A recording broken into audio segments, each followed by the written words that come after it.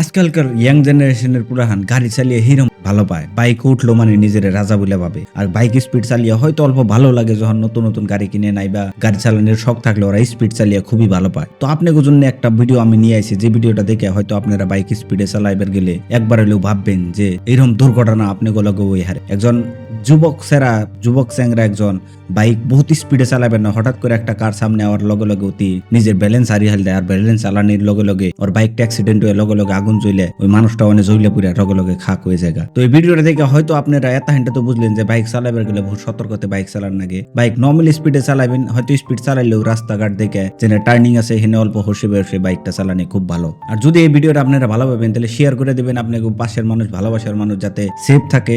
এই ভিডিওটা যত পারেন তত শেয়ার করে দিবেন যাতে বাইক চালক যেখানে আছে এখানে যাতে সতর্কভাবে নিজের বাইকটা চালান করে।